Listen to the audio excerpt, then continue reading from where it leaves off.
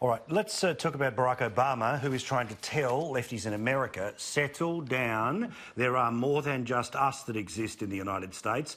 And even then, on the left side of politics, we're not all raving lunatics, and we need to find someone who can actually win an election. Have a look. We also have to be rooted in reality and the fact that voters,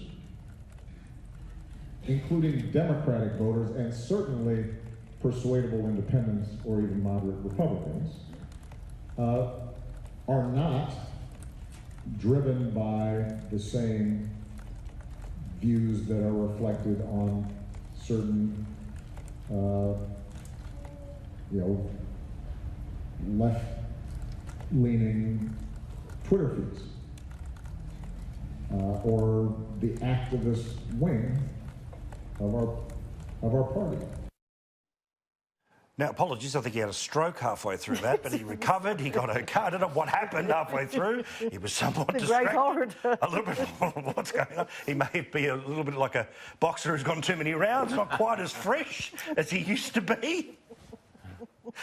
But the point really matters, because there are all sorts of districts across the country in states that, for the Democrats to win, be it Biden or anyone else, there are places that went Obama, Obama, Trump. This is the guy who is saying, I've won twice. I've won in the places where Hillary couldn't. I've won in the places where Elizabeth Warren, etc., definitely won't. So whether you like it or not, we are not a giant college campus, which does not mean that there are knuckle draggers beyond their gates. Normal people have to be convinced. Normal suburban people have to be inspired. And if you can't inspire them because you are too woke, you're too appealing to Twitter, you're going to get your backside handed to you harder than Hillary did.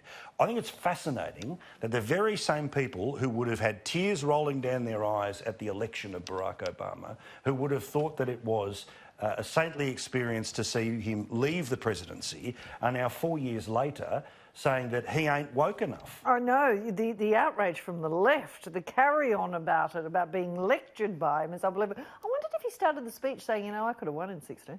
I could have beaten.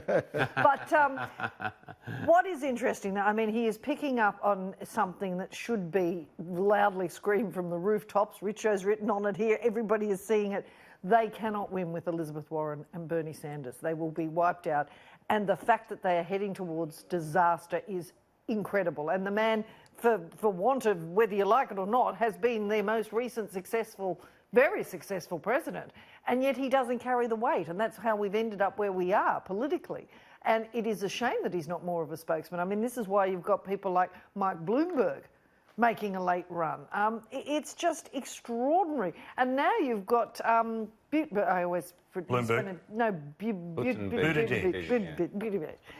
He's leading, Mayor Pete, leading in Iowa because he is seen as a moderate in the middle. So, you know, most people like me can't pronounce his name, but the fact that he is now ahead in the polls, they have a real issue, and the time is running out. We've got another debate coming up, which will be another yawn, but it's just the debates are so disappointing. Oh. I mean, I look forward to them. I always thought that they were going to be the bright moments. And I looked at that last one. I looked at that and I thought, there's got to be better than this. Well, that's true. That was probably the all-day climate debate, was it? That went for 14 hours. But this is the thing where people are saying, you know, the left's already starting to whinge that the media rubbed salt into the chances of the Democrats because in the early months it was all about healthcare. It was all about whose healthcare plan was bigger and bolder. Now, Elizabeth Warren, who was sort of running down Biden there for a while, her healthcare plan is $52 trillion. You think that Corbyn is crazy? That's only 1.7 trillion. Yeah, I mean, seriously. But to give you an idea, again, this thing here, right? I was reading up a thing on CNBC, their website over the weekend, right? In northwestern Iowa, there was a joint that flipped 32 points in 4 years. In 2012, Obama won it by 12 points. Trump won it the next year, the next cycle by 20 points. So the point is you can convince. There is not enough locked off and locked away, but good luck doing that by saying America needs a revolution. I mean, everyone says, you know, time's running out. I say, great, time is running out. I want the great man to get another 4 years. What do you think? Absolutely, and he will. All things, you know... No caveats? No caveats. What happened? No, Has of course. Farage Well, knocked your confidence, mate? Come on. What happened no, to the I was certainty? thinking of acts of God or anything else. But no, he will win. Of course he will. But Obama's lesson or speech goes to the heart of the problem for left-wing parties here in Australia and Britain. And that is that they've stopped, and we've had this discussion many times, they've stopped catering to the blue collars, they've stopped catering to the understanding the struggles of working class people. And conservative parties or liberal parties like Scott Morrison have jumped into that void, Trump's jumped into that void, and Obama has recognised it, and he's warning the Democrats they won't listen in the same way that Albo's not listening here. Penny Wong up there on the news, same thing, they've got exactly the same problem, they don't understand working people because they're beholden to identity politics.